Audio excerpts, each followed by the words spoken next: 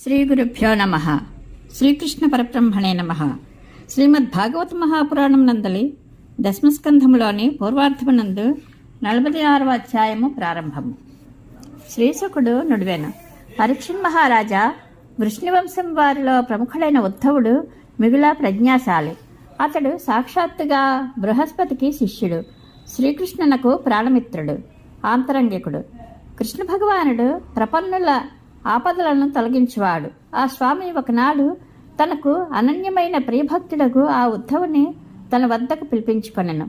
తన చేతితో ఆయన చేతిని కలిపి పట్టుకొని ఆ ప్రభువు ఏకాంతమున ఇట్లు పలికెను. సౌమ్యుడువైన ఉద్ధవ, నీవు బ్రజభూమికి వెళ్ళుము. మా తల్లిదండ్రులైన యశోదానందులకు ప్రీతిని కూర్చుము. నా ఎడబాటు వలన గోపికలు మిగుల మనస్తాపము చెందియున్నారు. నా సందేశమును వినిపించి వారి వేదనను తొలగింపము. ఆ గోపకాంతలు తమ మనస్సుల యందు నిరంతరము నన్నే నిలుపుకొని ఉందురు. వారి ప్రాణములు, జీవితములు, సర్వస్వము నేనే. వారు నా కొరకై తమ దేహముతో సంబంధము గల పతి, పుత్ర, బంధువులందరినీ కూడా త్యజించి వేసిరి. వారు హృదయపూర్వకముగా నా ఎడ ఆత్మీయత కలిగి ఉండి నన్ను తమకు ప్రీతమునిగా భావించుచుందురు. నా కొరకై లోక పరలోక ధర్మములను, సుఖములను ప్రక్కన పెట్టి నన్నే నమ్ముకొని ఉన్నవారిని నేను సర్వదా పాలించుచుందును. ఉద్ధవ, ఆ గోపికలకు మిక్కిలి ప్రీతముడనైన నేను దూరము కాగా వారు నన్నే స్మరించుచుందురు. నా ఎడబాటు కారణముగా ఉత్కంఠతో విహ్వలలై నన్ను గుర్తు చేసుకుని మీదు మిక్కిలి వ్యామోహమును పొందుచుందురు. మిత్రమా, నేను గోకులము నుండి మధురకు బయలుదేరినప్పుడు వారికి నేను వ్రజభూమికి తప్పక తిరిగి వత్తును అని మాట ఇచ్చి ఉంటిని. అందువలన తమ చిత్తములందు నన్నే నిలుపుకొని ఉన్న ఆ గోపికలు అనుక్షణము నా రాకకై ఎదురుచూచుచు అతి కష్టము మీద తమ ప్రాణములను నిలుపుకొని ఉందురు. శ్రీశకుడు వచించెను. పరీక్షణ్ మహారాజా, శ్రీకృష్ణుడు ఇట్లు పలికిన పిమ్మట ఉద్ధవుడు ఆ స్వామి సందేశమును సాదరముగా స్వీకరించి రథమునందు ఆసీనుడై నందగోకులమునకు బయలుదేరాను.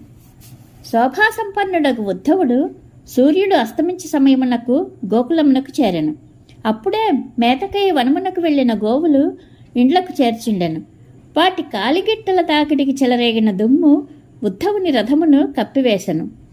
పశువుల మందలోని బలిష్టములై మదించి ఉన్న ఆబోతులు ఎదకు వచ్చిన గోవుల కొరకై పరస్పరము పోట్లాడుకొంచు రంకెలు వేయుచుండెను. ఆ రంకెలు గోకులమునందు అంతటను ప్రతిధ్వనించుచుండెను. క్రొత్తగా ఈనిన ఆవులు లేగల కొరకై తమ పొదుగుల భారమును విస్మరించి పరుగులు తీయుచుండెను. ఇటునటు గెంతులు వేయిచు పరుగులు తీయుచున్న ఆవుదూడలు చూడముచ్చట గొలుపుచుండెను. గోకులమంతటా పాలను పితికే శబ్దములతో పిల్లని గ్రోవుల కమ్మని ధ్వనులచే మారుమ్రోగుచుండెను. చక్కని వస్త్రాభరణములను ధరించిన గోపికలు, గోపాలులను బలరామకృష్ణుల సుచరిత్రములను, అద్భుత లీలలను పారవస్యంతో గానము చేయుచుండిరి. మనోరంజకముగానున్న వారి మధురగానములు బ్రజభూమిని ఆనందధామముగా చేయుచుండెను. గోపాలరు గృహములలో అగ్ని, సూర్యుడు, అతిథులు, గోవులు, విప్రులు, పితృదేవతలు, దేవతలు ఆరాధింపబడుచుండిరి. ఆ సందర్భముగా వేయబడిన ధూపములు పరిమళములను వెదజల్చుండెను. దీపముల కాంతులు దర్శనీయముగా ఉండెను. పూలమాలలచే అలంకృతములై ఆ భవనములు నందగోకుల శోభలను ఇనుమడింపచేయుచుండెను. అచటి వనములయందలి వృక్షములు అన్నీను చక్కగా పువ్వులతో అలరార్చుండెను. వాటిపై చేరియున్న పక్షుల యొక్క కలరవములు, పుష్పమకరందములను గ్రోలి మత్తిల్లియున్న తుమ్మెదల ఝుంకారములు వినసొంపుగా నుండెను. నిర్మల జలములు గల సరస్సులలో పూర్తిగా వికసించియున్న కమలములు శోభాయమానముగా ఉండెను. అందు సంచరించుచున్న హంసలు, కారండవములు మొదలగు పక్షుల కదలికలు మనోజ్ఞముగా ఉండెను. ఇవి అన్నీను వ్రజభూమి యొక్క అందచందములకు వన్యచిన్నెలను దిద్దుచుండెను. శ్రీకృష్ణునకు అనుచరుడు, ఆయనకు మిగిల ప్రీతిపాత్రుడు అయిన ఉద్ధవుడు తమ ఇంటికి వచ్చినందులకు నందుడు ఎంతయో సంతసించి ఆయనను అక్కున చేర్చుకొనెను. పిదప నందుడు ఆ ఉద్ధవుని సాక్షాత్తు శ్రీకృష్ణునిగా భావించి భక్తి శ్రద్ధలతో పూజించెను. అనంతరము షట్రసోపేతములైన పదార్థములతో ఆయనకు భోజనమిడెను.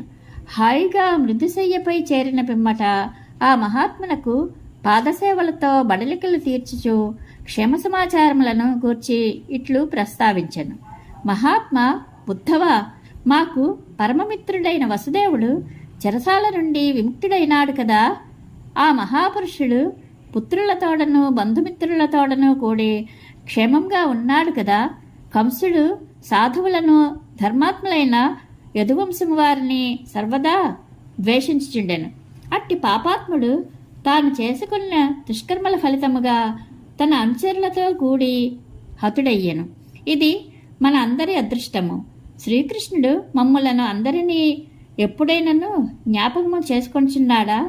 తల్లి యశోదను, నన్ను, సుహృదులను, ప్రాణమిత్రులైన గోపాలులను, గోవులను, గోవర్ధనగిరిని, తననే దైవముగా నమ్ముకొనిన బ్రజభూమిని, బృందావనమును ఎన్నడైనను స్మరించుచున్నాడా? ఆ గోవిందుడు తనకు ఆత్మీయులమైన మమ్ములను అందరినీ చూచుటకు ఒక్కసారి అయినను ఇచ్చటికి వచ్చినా ఆయనను చూచడి అదృష్టము మాకు ఎప్పుడు కలుగును? ఒప్పెదమైన నాసికతో, మధురములైన చిరునవ్వులతో, ప్రేమతో నిండిన చూపులతో అలరార్చుండెడి ఆ చిన్నారి ముఖమును చూచి ఆనందించడి భాగ్యము మాకు అబ్బునా? మహాత్ముడైన శ్రీకృష్ణుడు మమ్ములను దావాగ్ని గండము నుండి రక్షించినాడు. పెనుగాలులతో కూడిన వర్ష ప్రమాదము నుండి కాపాడినాడు. వృషభాసురుని, అఘాసురుని వధించి మమ్ము ఆదుకునినాడు. అంతేకాక మృత్యురూపములైన పెక్కు విపత్తుల నుండి బ్రజవాసులను అందరినీ గట్టెక్కించినాడు. ఇంత ఏలా ఆపన్నులకు ఆర్తిహరుడైన ఆ సర్వశక్తిమంతుడు మాకు చేయని సహాయమే లేదు. ఆ ప్రభువు యొక్క అద్భుత కృత్యములను, విలాస శోభితములైన క్రీగంటి చూపులను, మనోహరమైన చిరునవ్వులను, మధుర భాషణములను మేము అందరము నిరంతరము స్మరించుచునే ఇందుము. ఆ తన్మయత్వములో మునిగి ఉన్నప్పుడు మాకు మా గృహకృత్యములు ఎవ్వియును పట్టకుండెడివి. మా చిన్ని కృష్ణుడు విహరించిన నదీ తీరములను, పర్వత ప్రాంతములను, వనభూములను, క్రీడా ప్రదేశములను, అంతేగాక ఆయన పాదపద్మముల యొక్క చిన్నములతో విరాజిల్లుచుండెడి ఏ ప్రదేశములైనను కాంచినప్పుడు మా మనస్సులన్నీను ఆయనలో తాదాత్మ్యం చెందుచుండును. బలరామకృష్ణులు సకల దేవతల పరమ ప్రయోజనార్థము ఈ లోకమును అవతరించిన దివ్య పురుషులు అని గర్గమహర్షి పలికియుండెను. ఆ మహాముని వచనములు ముమ్మాటికిని నిజమేనని నేను తలంతును. 1000 ఏనుగుల బలము గల కంసుని ద్వంద్వయుద్ధమున ఆరితేరిన చాణూర ముష్టికాది మల్లులను, కువలయాపీడము అను మొదపటేనుగును, సింహము వనమృగముల వలెను ఆ సోదరులు అవలీలగా వధించిరి.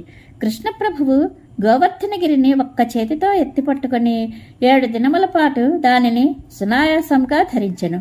3 తాళవృక్షముల ప్రమాణము కలిగి ఇనుమువలే దృఢమైన ధనస్సును గజేంద్రుడు కర్రను వలె ఆ స్వామి విరిచివేశను. ప్రలంబాసురుడు, ధేనుకాసురుడు, అరిష్టాసురుడు, తృణావర్తుడు, బకాసురుడు మొదలగు దైత్యులు పెక్కుమంది దేవదానవులను జయించినారు.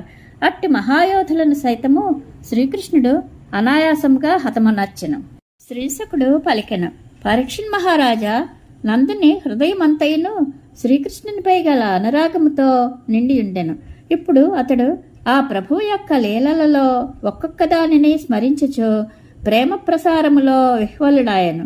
నేత్రములు అశ్రుపూర్తిములయ్యను, కంఠము మోగబోయెను.